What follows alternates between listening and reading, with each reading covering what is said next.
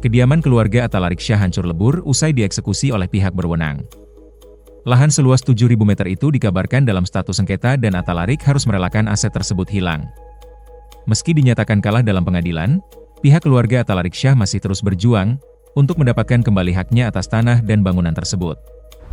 Jadi proses di dalam penyelesaian hari ini demi melakukan yang namanya win-win solution ya. Artinya tidak ada yang kalah maupun tidak ada yang menang. Oh belum bisa dibilang kalah menang. Sampai detik ini belum bisa kalah menang.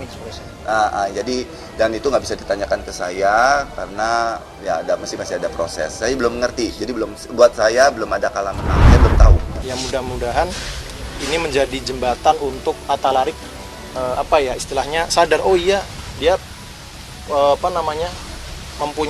tidak mempunyai hak atas tanah itu, ini gitu loh. Jadi sekilas memang ya harus kita inikan juga di berita acaranya nanti. Lahan itu dulu dibeli, ya. Cuman bahasa hukum tuh mungkin berbeda ya.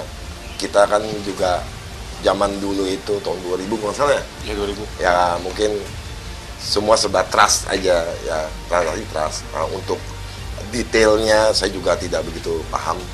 Ya itu pasti nyari waktu belanja ini. Tapi yang kita tahu tahun 2002 ya kalau salah udah dipagar beton semua. Tahun 2000 beli. Mungkin ini saya hanya untuk yang saya tahu atas lahan ini.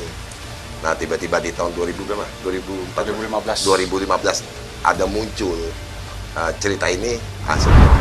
Saya berkeras karena sejak aja tadi sama Bang Farad bilang saya bukan orang yang ngambil tanah di sini. Kenapa saya bela dari tahun 2015 sampai saat ini? Karena saya nggak mau dituduh pencuri. Saya nggak mau dituduh pencuri, gitu sama sekali. Karena ini dari awal dari 2015 saya perjuangannya seperti itu. Saya nggak mau dituduh pencuri. Saya masih di pattern yang sama, di line yang sama. Saya orangnya nggak bisa berubah-berubah. Jadi silakan kalau siapa yang mau bantu saya akhirnya ada yang mau bantu saya. Ya bahwa ke tanahnya dia tidak sah berdasarkan putusan pengadilan dan ada bangunan dia yang berdiri juga di atas tanah kita gitu kan, gitu loh. Sehingga terjadilah negosiasi ini gitu loh. Tanah ini tuh dari tahun 80 dimiliki oleh perusahaan. Pihak Atalarik menutup, Mbak. Kita udah berapa kali lakuin mediasi sampai di kelurahan nggak juga. Dan selama lagi proses ini kita juga dalam hukum itu kan ada yang namanya restoratif justice ya, upaya perdamaian, tidak juga.